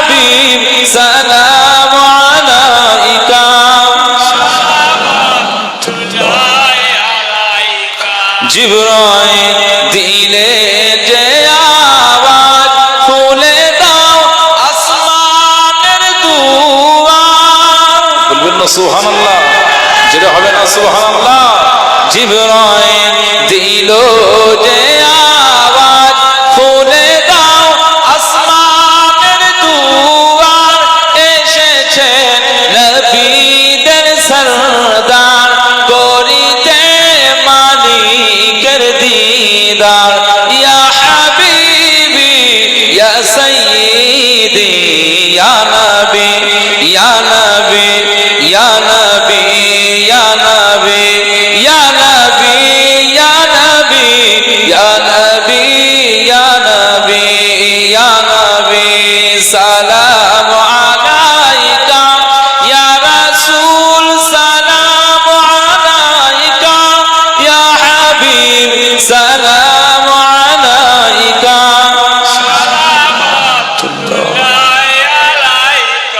কঠিন হাসরের দিনে কে আছে মোদের কপালে, কঠিন হাসরের দিনে কে আছে মোদের কপালে, গুনাহগার উম্মতি বলে দিও না দূরে সরিয়ে। ইয়া হাবিবি ইয়া সাইয়্যিদি ইয়া নবী ইয়া নবী ইয়া নবী ইয়া নবী ইয়া নবী ইয়া নবী ইয়া নবী ইয়া নবী ইয়া নবী, সালামু আলাইকা ইয়া রাসূল, সালামু আলাইকা ইয়া হাবিব, সালামু আলাইকা, সালাওয়াতুল্লাহ আলাইকা ইয়া নবী, সালামু আলাইকা ইয়া রাসূল, সালামু আলাইকা ইয়া হাবিব, সালামু আলাইকা, সালাওয়াতুল্লাহ আলাইকা। ইয়া রাব্বি সাল্লি ওয়া সাল্লিম দাইমান বিজআইর মেরে দরুদ ও সালাম, দরুদ শরীফ আল্লাহুম্মা সাল্লি আলা মাওলানা মুহাম্মদ ওলা তাবারুক ভাইরা, তাবারুকটা নিয়ে আসুন। মাওলানা মুহাম্মদ। হ্যাঁ হ্যাঁ, আচ্ছা আলহামদুলিল্লাহ, অবশ্যই। আরে কমিটিদের জন্য প্রাণ খুলে দোয়া করি। আমি শুধু এই কমিটি, আমি যখন একা একা নামাজ আদা করি মসজিদে বা বাড়িতে, আমি এই জলসা মাহফিলে যাই, আমি কমিটিদের জন্য দোয়া চাই, এই শ্রোতাদের জন্য দোয়া চাই, যারা ওয়াজ নসিহত করতে আসে, আলেম ওলামা, পীর সাহেব পীরজাদা, সকলের জন্য দোয়া চাই। বলি আল্লাহ হেদায়েতের জায়গা একটা ওয়াজের মাহফিল, এই কমিটিরা, বহু কমিটিরা আসে নামাজ কালাম পড়ে না, আল্লাহ কমিটিদেরকে আল্লাহ আপনি নামাজি বানাবেন, আল্লাহ কমিটিদেরকে হেদায়েত দান করুন। এভাবে নিজে নিজেও দোয়া চাই। তো কমিটিদের জন্য দোয়া চাইবো না তার মানে? চৌমুহার ভাইদের জন্য তো প্রাণ খুলে দোয়া থাকবে, আর এখানের মা বোনদের জন্য প্রাণ খুলে দোয়া থাকবে। আজকের এই মাহফিলের জন্য, ইসালে সাহাবের জন্য 10 খতম 5 পাড়া আমার মা বোনেরা তেলাওয়াত করেছেন। একবার জোরে বলুন আলহামদুলিল্লাহ, জোরে বলবেন না আলহামদুলিল্লাহ, নারায়ে তাকবীর। আমার মা বোনেদের জবানের তেলাওয়াতে আল্লাহ বরকত দান করুন, বলুন আমিন। জোরে বলবেন না আল্লাহুম্মা আমিন। এখানে যতজন মানুষ আমরা বসে রয়েছি, আমরাও কোরআন শরীফ একটু পড়বো না একটু পড়ার দরকার আছে না? না শুধু মা বোনেদের দিকে ঠেলে দেবে যে যত খতম তোরা করা, আমরা চার দোকানে পা না যাই নাকি? কথা বুঝতে পারছেন না? মা বোনেদের জন্য তেলাওয়াত যেমন জরুরি, আমাদের জন্য তেলাওয়াত তেমন জরুরি। আমার আব্বা জানের তেলাওয়াতটা যেন আমি করতে পারি, আমার আব্বা জানের, আমার আম্মা জানের ইসালে সাহাবের খাতমে কোরআন বা এই কোরআন তেলাওয়াতটা যেন আমি ছেলে আমিও যেন করতে পারি, এটা করবেন না? আর আমি আমার নিজের জন্য তেলাওয়াত করি। প্রত্যেকদিন যদি কোনো মুসলমান সূরা মুলক তেলাওয়াত করে, সূরা মুলক, তাহলে তার মারা যাওয়ার পরে কবরের আযাব আল্লাহ মাফ করে দেবে। একবার জোরে বলুন সুবহানাল্লাহ। তাহলে নিজের জন্য করতে হবে, আল্লাহ পাক কবুল করেন। 10 খতম 5 পারা, 10 কদম 5 পারা। আচ্ছা, আর কলমা শুদ্ধ। আচ্ছা ঠিক আছে, আপনারা তাবারুকটা নিয়ে আসেন। লাইন করে কিভাবে লাইন করবে, এই দিক না এইভাবে, যেভাবে আছে ওইভাবে। একটু ফাঁকা রেখে রেখে আপনারা একটু কাতার, যেহেতু মসজিদে কাতার দেওয়া অভ্যাস আছে, এইভাবে একটু ফাঁকা ফাঁকা করে বসেন না। আলামিন ভাই একটু ফাঁকা ফাঁকা করে দেন না, নেতৃত্ব দেন না। মা বোনেরা আপনারাও একটু লাইন করে করে বসবেন। আর আমার যে সমস্ত মা বোনেরা চাদর গায়ে দিয়ে এসছে ওনাদের দেখে দেখে একটু দেবেন, সাবধান। না, চৌমুহার মা বোনেরা অতটা খারাপ নয়, আলহামদুলিল্লাহ, একটাই নেবে, অসুবিধা নেই। আমার ভাইরা, কিছু কিছু কথা বলি মজার ছলে, অনেক সময় সত্যি কথাও বলে দিই, কিন্তু ব্যাপারটা হচ্ছে মা বোনেরা এখন আর সেইভাবে নেই, এগুলো কিছু থাকে। কিন্তু এখানে চৌমুহাত আলহামদুলিল্লাহ ভালো, সব এক প্যাকেট করে ইনশাল্লাহ নেবেন। একটু মহব্বতে দরুদ শরীফ আল্লাহুম্মা সাল্লি আলা সাইয়্যিদিনা মাওলানা মুহাম্মদ ওয়ালা আলি সাইয়্যিদিনা মাওলানা মুহাম্মদ। আসসালামু আলাইকুম। এই তো আপনি মদিনার মাটিটা একটু বলেন, ও মদিনার ভূমি ফোনে বলেন, আমি মাইকে ধরে রয়েছি, বলেন। বলছি আমি রয়েছি, এই তো মাশাআল্লাহ, বলছি রাকিবুল, হ্যাঁ বলেন বলেন, একবার বল। সবাইকে সালাম দেন একটু। আসসালামু আলাইকুম। সালাম। ওরে